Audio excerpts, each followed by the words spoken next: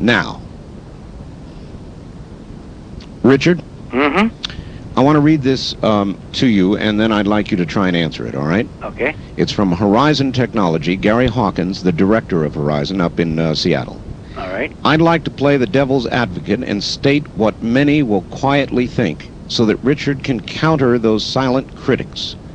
I digitally altered a photo of a space shuttle liftoff so that the face of Christ could be seen blended into the photo. It was good enough I could likely collect from the National Enquirer.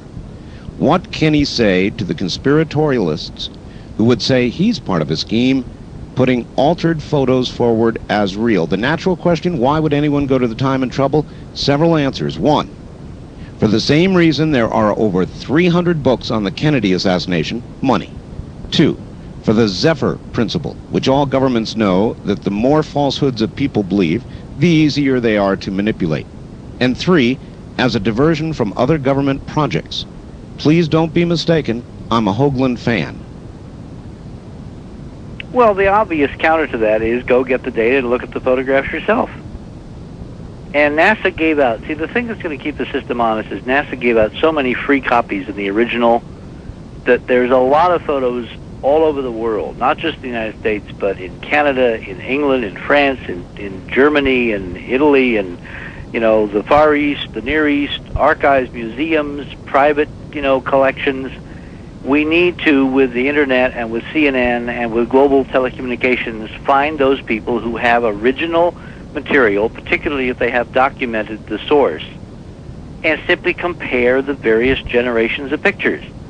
I think that's one of the reasons why NASA has never, ever made a consistent argument against the geometry involved in the monuments of Mars. Remember, we discovered and measured our geometry on orthographically corrected pictures from the Viking mission of Mars. Right.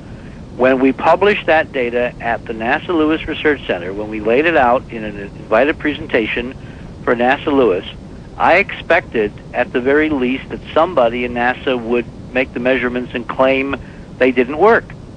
Instead, what they've done is the character assassination we've gotten used to, because in hindsight I now know that if someone in NASA were to attempt to replicate the data, and it did work, they wouldn't dare publish it because it would go against the prevailing political wisdom.